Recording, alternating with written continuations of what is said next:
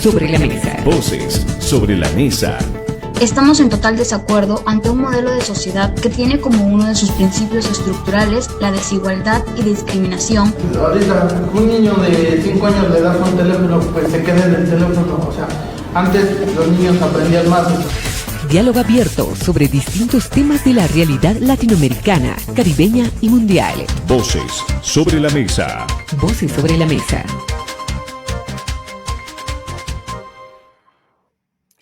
Es un gusto acompañarles, amigos y amigas, que están pendientes de esta emisión de Voces sobre la Mesa, una producción de la Asociación Latinoamericana de Educación y Comunicación Popular.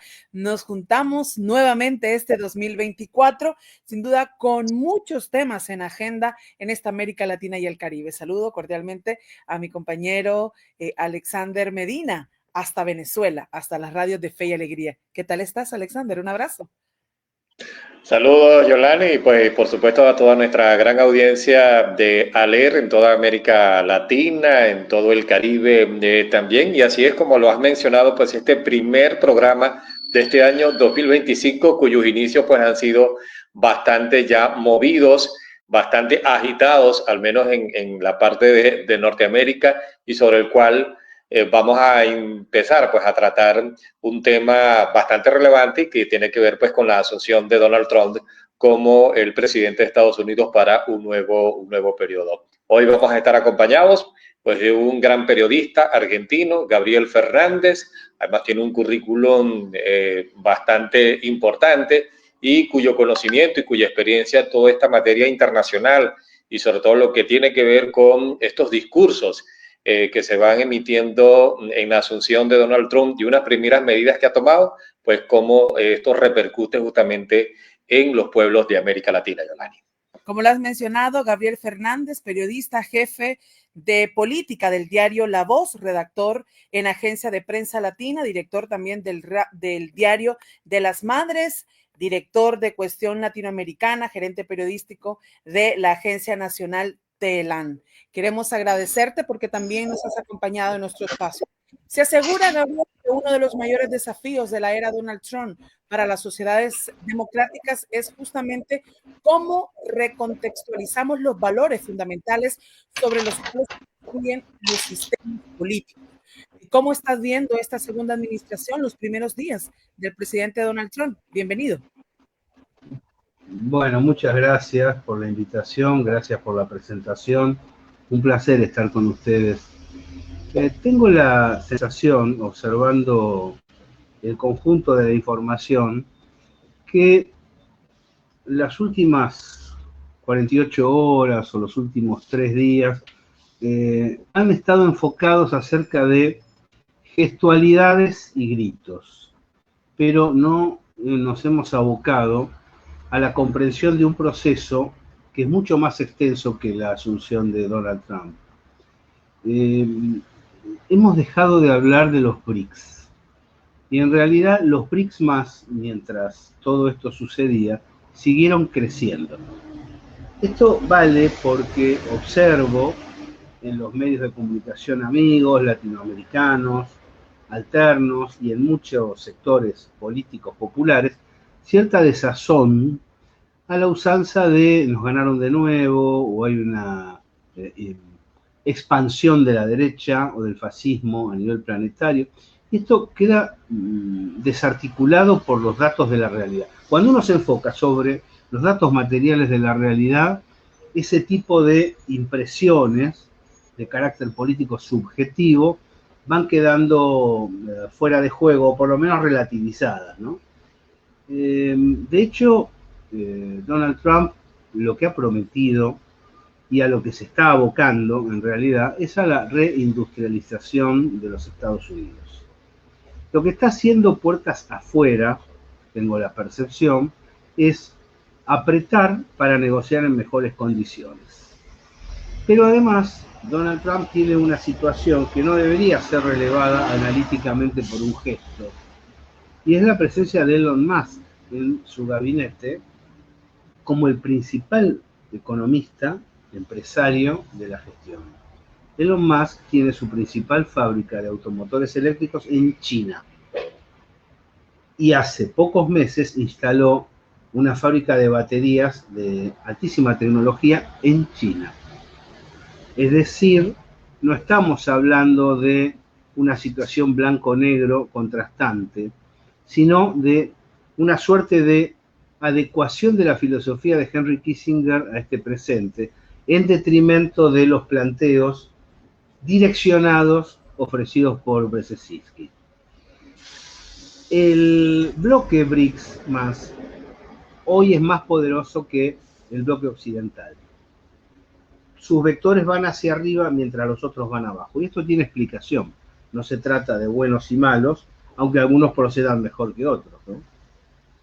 La determinación de la Organización del Tratado del Atlántico Norte de voltear, controlar a la Unión Europea, es decir, correr el aspecto político de la Alianza Atlántica, ha llevado a sanciones contra Rusia que han terminado siendo ruinosas en contra de Europa. La voladura del Nord Stream, corroborado una acción norteamericano-noruega en detrimento del traspaso de combustible ruso hacia Alemania, son situaciones que han perjudicado estructuralmente a la economía europea. Y observamos a su través cómo los gobiernos de Gran Bretaña, los gobiernos de Alemania, de Francia, entre otros, tienen serias dificultades para salir adelante y para poner de pie a sus naciones. Estados Unidos padeció lo mismo con el atlantismo demócrata de Joseph Biden, y lo que necesita Donald Trump en este periodo es quebrar la hegemonía financiera interior para poder situar en el plano industrial a su nación, como lo hicieran otros mandatarios sobre mediados del siglo pasado. Porque de otro modo, Estados Unidos cae irremediablemente. Aún así, tengo serias dudas sobre sus posibilidades de salir adelante. Claro, Gabriel. Ahora, justamente una de las primeras medidas, ya mirando un poco la subregión, América Latina y el Caribe, ha producido pues unas consecuencias y unos efectos, sobre todo pues, en la población migrante, ¿no? Ataca, por decirlo de alguna manera, con estas medidas, bueno, a quienes están en situación irregular, pero ya hoy hemos conocido una noticia donde también intenta hacer que se suspenda el parole humanitario para 1.500.000 migrantes, muchos de ellos provenientes de América Latina hacia Estados Unidos. Yo estoy en Venezuela y bueno, tú conocerás mejor la realidad de Venezuela también en este tema de la migración. Entonces, ¿cómo entender o cómo conectar este propósito de reindustrializar a Estados Unidos, influir en la economía de Europa y este tema antimigratorio, por llamarlo de alguna manera? Bueno, Estados Unidos mantiene su postura anti-latinoamericana, que en realidad considera que América Latina es parte de su entorno, ¿no? Y que lo puede y lo debe gobernar. En materia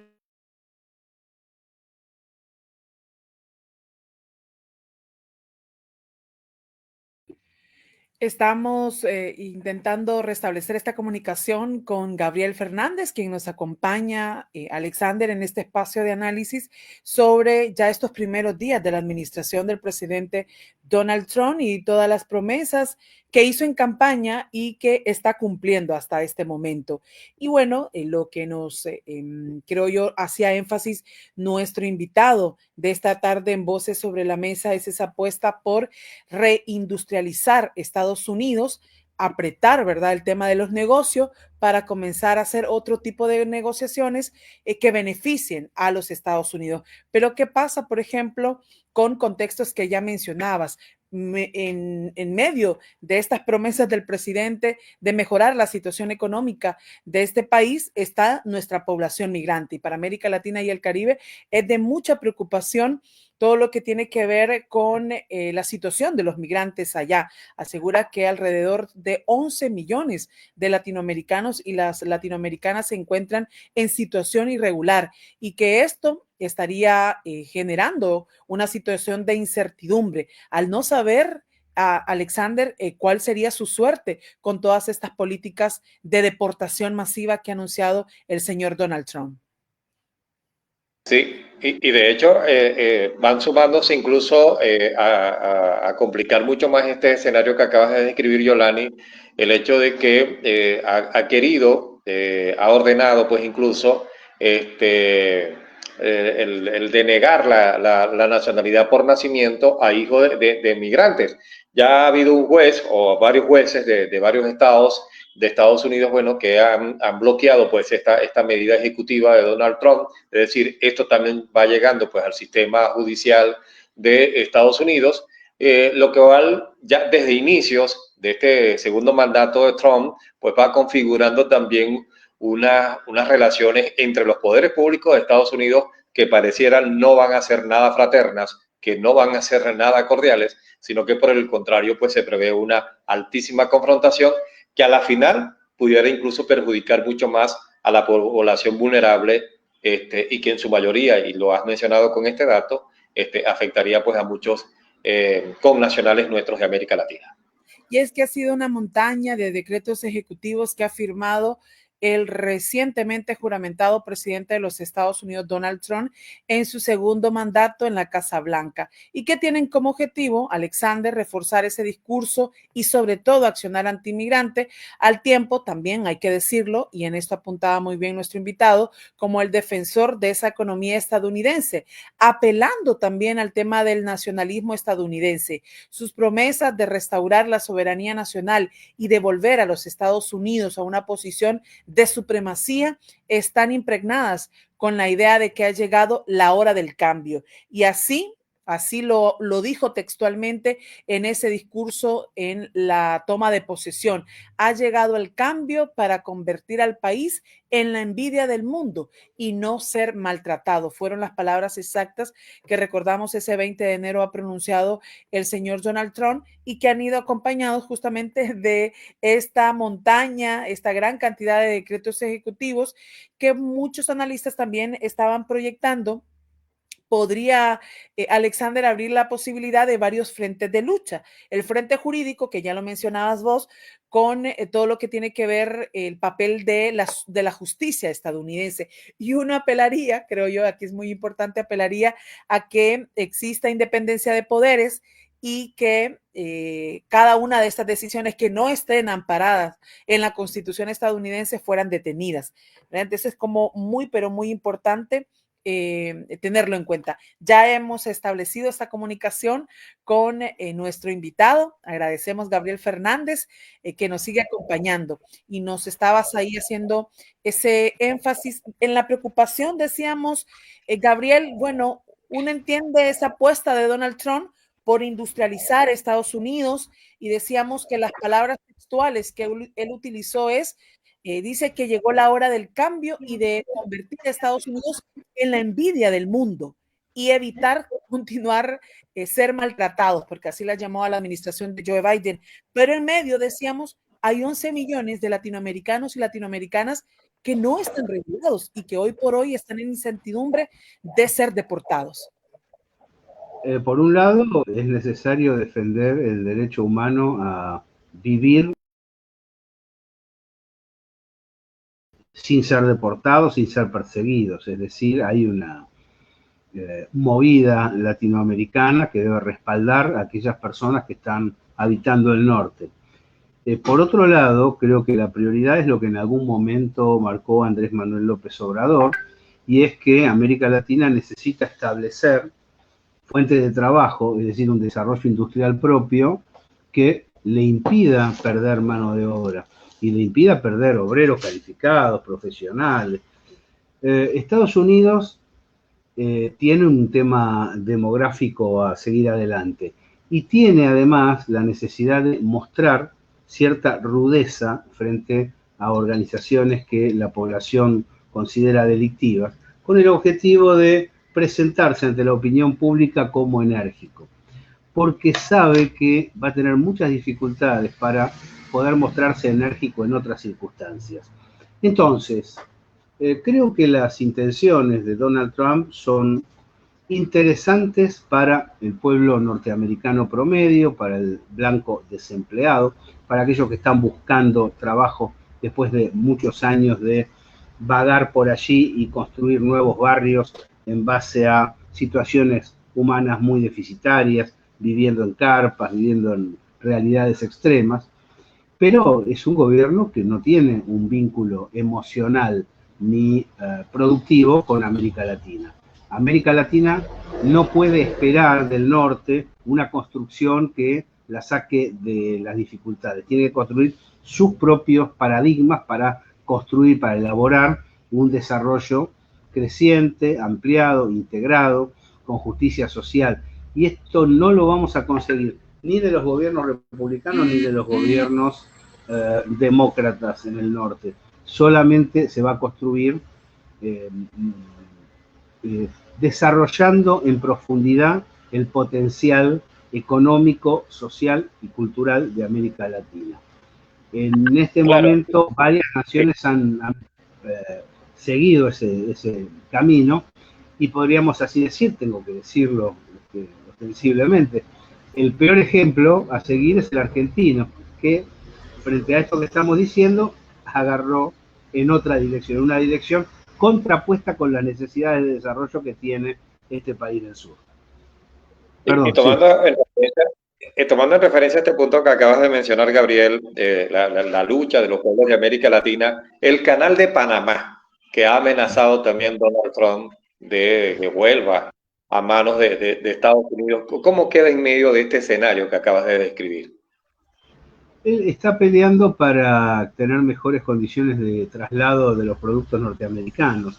Es también una actitud de relativo corte demagógico. Yo creo que va a tratar de influir sobre el curso del Canal de Panamá, pero no veo la perspectiva de una invasión como la que padeciera esa misma nación en otro periodo. Lo que veo sí es un apriete, como el apriete por el tema de aranceles, que se ha desatado sobre todo el hemisferio norte, también sobre Canadá, ¿no? Es decir, hay una realidad en la cual Trump pone al extremo lo que él necesita para la industrialización y sabe como buen comerciante que después va a tener que negociar, que no puede hacerse cargo de la totalidad de los episodios.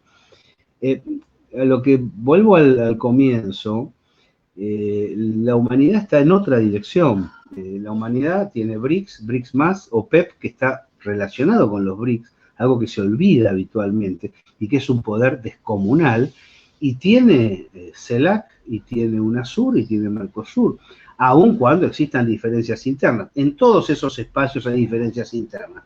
India no es lo mismo que China, Sudáfrica no es lo mismo que Rusia, y sabemos que Venezuela ha tenido algún roce con Brasil. Es decir, sin embargo, todos están apostando al modelo productivo. ¿Por qué voy a esto y por qué mencionaba antes la OTAN relacionado con la Unión Europea? Yo creo que estamos en un cambio de época, un cambio de signo, que no tenemos que ver como negativas determinadas acciones que se producen, por ejemplo, el voto opositor en Francia, por ejemplo, la situación de Olaf Scholz en Alemania. Estos no son elementos perjudiciales, es el pronunciamiento antiatlantista de los pueblos. Los pueblos están cansados de la renta financiera que exprime sus recursos sin ofrecer ninguna inversión a cambio, de la pérdida de trabajo, de la pérdida de poder adquisitivo, y están cansados de ese control ruinoso que absorbe como un agujero negro las riquezas de la comunidad y las comparte solamente con la industria armamentística. Por eso Orbán, por eso Erdogan, por eso Meloni, por eso Marine Le Pen, por eso Mélenchon, aunque parezca contradictorio, por eso los opositores internos en Alemania, por eso lo que está pasando en Eslovaquia con Fico. ¿Qué es lo que está sucediendo? Por distintas vías, algunas nos gustan y otras no nos gustan nada, los pueblos dicen, esto no lo queremos más, vamos por este lado porque esta gente rechaza a la OTAN. Y a partir de allí vamos a construir un universo diferente. ¿Qué tiene que hacer un pueblo latinoamericano? Seguir trabajando, sumándose a los BRICS, trabajar en esa dirección con el objetivo de lograr inversiones, participar de la franja y la ruta, desarrollar sus propias posibilidades y crecer en tanto le resulte posible. Y esto, digamos, tienen nuestros estados, y digo estados a través de la institucionalidad pública, la capacidad de avanzar a ello, o más bien tendría que ser una respuesta de los pueblos. Sin el movimiento de los pueblos nada es posible, ¿no? Es casi que se nos escurre el desarrollo entre los dedos como la arena cuando intentamos agarrarla. Pero yo veo a gobiernos como el venezolano, a gobiernos como, pese a las dificultades, el boliviano, a gobiernos como el brasileño, a gobiernos como el que viene en Uruguay, como no, a la gente de Colombia. Veo estados que se han puesto de pie, que dicen, bueno, tenemos dificultades, pero nosotros somos soberanos, no nos van a indicar qué es lo que tenemos que hacer, por lo tanto vamos a participar del control de nuestros propios recursos naturales y a partir de allí prohijando, promoviendo un desarrollo que está relacionado con la elaboración de bienes de producción y consumo. No es fácil porque todo lo que es el hemisferio norte parte de más arriba, es decir, las naciones industrializadas de Europa tienen un plus a su favor, pero van cayendo, mientras que las naciones latinoamericanas que se están orientando según su propio interés profundo, están relacionándose con un proyecto que es mucho más inclusivo y mucho más potente a futuro de lo que ha sido este tramo bajo la hegemonía del consenso de Washington. Lo que está terminando es el consenso de Washington, lo que está en serias dificultades es el capital financiero, por eso nosotros no tenemos que guiarnos solo por un episodio, sino observar el conjunto de los mismos, el conjunto de los sucesos que van creciendo y ver cuál es la tendencia, dónde está el desarrollo de la acción presente que los pueblos y los estados llevan adelante. Si logrará, sí. A ver. Sí, sí. ¿Logrará Trump, Gabriel, la anhelada paz o el menos el cese de la guerra Ucrania-Rusia? Bueno, la información que teníamos era buena en el sentido de se logró una presión sobre Netanyahu para el alto del fuego en Gaza, lo cual anotaron un poroto, es decir, las fuentes libanesas consultadas no estiman que el gobierno de Biden fue el que, a pesar de estar en poder en esos minutos, fue el que desplegó el cese del fuego, sino la presión de Donald Trump. La información que hay con respecto a qué va a pasar con Ucrania es que puede haber acuerdos relacionados con el sostenimiento del territorio conquistado durante este conflicto por parte de Rusia, es decir, el Donbass quedaría bajo su control y habría una limpieza en el gobierno de Kiev, sobre todo, que es el objetivo inicial de la acción rusa, que es desnazificar, porque los grupos nazis han tenido una tremenda presencia en el gobierno que lidera Volodymyr Zelensky, y Rusia lo que quiere es quedarse con la zona prorrusa, la zona rusohablante, fronteriza, y que no exista una administración pro-nazi, ucronazi en Kiev. En apariencia hay algunos elementos que ya están aceptados por el área de exteriores de Estados Unidos, recién asumida, pero todo es hipotético hasta que se firme, ¿no?, la perspectiva. Lo que Estados Unidos necesita, y creo que coincide con el bloque asiático en ese sentido, es que Ucrania sea un territorio neutral y que tenga buen vínculo, sabemos que es una suerte de pampa húmeda muy fértil, que tenga buen vínculo con los norteamericanos y con los europeos a la hora de suministrar alimentos. Bueno, en uno de tus más recientes escritos, y voy a tomar una frase, mencionas: lo que se está informando sobre la situación norteamericana pretende una crítica, pero deriva en un diagnóstico desmovilizador que describe una tendencia global incomprendible. Y luego hacías un llamado que me parece muy interesante: los pueblos están de pie y desde esta región se los percibe de repente. ¿Quién sabe? Que sea una proyección, ¿no? Y te pregunto esta, ¿qué ¿Qué deberíamos de estar informando los medios, los espacios que nos llamamos alternativos, que estamos acompañando a los pueblos? Porque muchas veces también nos dejamos atrapar por todo este sentimiento desmotivador y de incertidumbre al ver a tanta población viviendo allá y con discursos tan de odio, tan dirigidos en contra de esta región. Bueno, el ejemplo de ALER es un buen signo de cómo trabajar, ¿no? Comunicacionalmente. Ahora, prácticamente no hay posibilidad de información política sin tomar en cuenta los datos económicos. Entonces, yo sugiero observar qué es lo que ha pasado en las potencias emergentes para tener una conclusión no cerrada, pero sí en desarrollo sobre lo que pasa.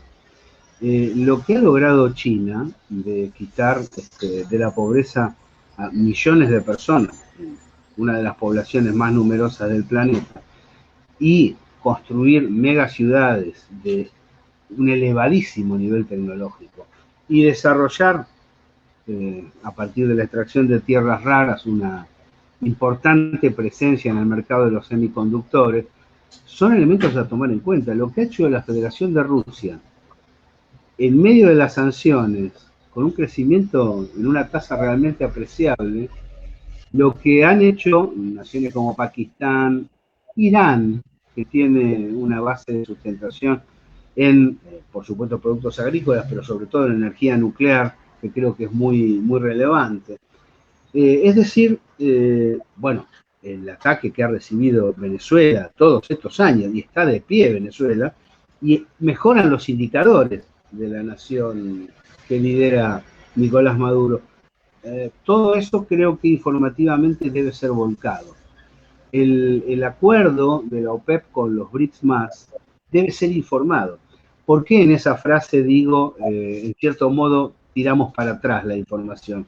Porque deprimimos a nuestros amigos diciéndole que la derecha gana en todo el mundo, y yo quisiera ver dónde gana, porque si estos ejemplos que estamos mencionando son reales, a menos que yo esté macaneando, y me parece que trato de decir la verdad, lo que está sobre la mesa es un desarrollo de los intereses populares, no perfecto, no ecuánime, no justo, pero apreciable, importante. De otro modo, naciones como Sudáfrica o como Turquía o Arabia Saudita no se acercarían a los BRICS. ¿Por qué se acercan? Porque filosóficamente están construyendo una sociedad igualitaria. No, se acercan porque ese sector crece, porque les conviene. Nosotros tenemos que señalar eso. Los BRICS crecen, por lo tanto, aquellos que están en el medio, los sectores oportunistas dentro del mapa internacional, se aproximan a ese desarrollo con el objetivo de realizar buenos negocios. Ese es el tema. Occidente no ofrece buenos negocios, ofrece extracción de recursos de manera ininterrumpida. Desde el 2008-2010, salvataje a los bancos, y en los últimos 2 años a la industria armamentística. A tal punto que tienen funcionarios que son parte de la industria armamentística. Es un delito lo que cometen las naciones occidentales. Fuerzan contratos multimillonarios para beneficiar a las corporaciones. Esto en los multipolares, con excepciones, lo maneja el Estado. Las Fuerzas Armadas, las armas las maneja el Estado, y el Estado está en relación con la comunidad que lo contiene. Esta es la verdad de la milanesa. Entonces, cuando uno observa el desarrollo de las potencias emergentes y de aquellas naciones latinoamericanas que se van poniendo en contacto de manera más directa con varias de esas potencias listas para invertir, lo que se encuentra es que hay un camino interesante a seguir y que hay situaciones sociales que han mejorado notablemente. La perfección no existe y hay que seguir peleando, pero el panorama es bien distinto a lo que en ocasiones se narra. Los medios occidentales concentrados son del capital financiero. Es como los servicios de inteligencia de Estados Unidos, los controla el capital financiero. Entonces, la función de ellos es señalarnos que el rumbo está acá, que los que no estamos con ese rumbo somos conspirativos, somos izquierdistas, populistas, fascistas, algún tipo de caracterización que desbanque, que deje de lado la posibilidad de razonamiento. Desprestigian a los críticos del sistema capitalista financiero. y los críticos del sistema capitalista financiero algo de razón hemos tenido, como se demuestra en los indicadores en baja, tanto de Europa como de Estados Unidos. Gabriel, nos queda un poco tiempo, un minutito como máximo, y justamente rescatando el titular del programa de hoy, además agradecerte de antemano, Voces sobre la Mesa, cómo estar esperanzados en el inicio de esta nueva era de Trump en la geopolítica. Ya Yolani te preguntaba, bueno, cómo seguir comunicando de manera alternativa, cómo seguir animando y acompañando a los pueblos de América Latina en su organización, en su propuesta. ¿Qué nos puedes decir?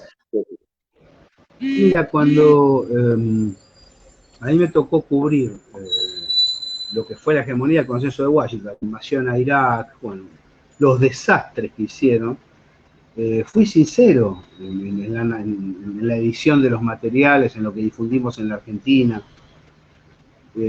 Estos pueblos se están perdiendo. Libia fue arrasado, Irán fue arrasado, Irak fue arrasado. Es decir, no hay que macanearle a la gente, no hay que mentirle a la gente. Yo no estoy forzando la realidad para decir que los países emergentes están venciendo. Los países emergentes están venciendo, están creciendo. Eso brinda, además, una esperanza significativa al trabajador, al desempleado, aquel que tiene que salir a luchar. Si nosotros como comunicadores le decimos que esto va para atrás, bueno, lo que hacemos es desanimar esa lucha. Entonces, dado que es verdad, si no fuera verdad, por eso menciono lo de los periodos anteriores, porque los años 90 fueron fatales para los pueblos, ¿no? Sobre todo para los pueblos de Oriente Medio y de América Latina. Hoy no es así, esa situación no es así. Hay graves dificultades y no van a dejar de haber. Aún cuando se instaure la multipolaridad de manera plena, cada pueblo va a tener que seguir peleando. Nadie le va a regalar un aumento de salario, nadie le va a regalar un derecho, un beneficio, lo va a tener que luchar. Pero hoy están dadas las condiciones para que las naciones se alineen en la multipolaridad y trabajen sobre inversiones y comercio concretos en detrimento de los intereses del norte. Este es el gran momento de los países del sur. Creo que tienen que aprovechar. Bueno, tremenda tarea queda ahí para estos países. Agradecerte, Gabriel, que siempre tengas este espacio destinado para leer y para reflexionar, sabiendo que son insumos que nos tocará seguir alimentando a raíz justamente del análisis que podamos hacer de todos los acontecimientos que están ocurriendo en esta región, pero también en el mundo. Gracias. Un fuerte abrazo para todos y la gente que está escuchando también. Gracias. Agradecemos a Alexander, agradecemos también a la gente que nos ha estado sintonizando esta tarde. El primer programa de Voces sobre la Mesa, la cordial invitación para que nos sintonicen el próximo viernes a esta misma hora por esta misma emisora. Hasta la próxima. La Asociación Latinoamericana de Educación y Comunicación Popular, ALER, presentó Voces sobre la Mesa. Voces sobre la Mesa. Estamos en total desacuerdo ante un modelo de sociedad que tiene como uno de sus principios estructurales la desigualdad y discriminación. Ahorita un niño de 5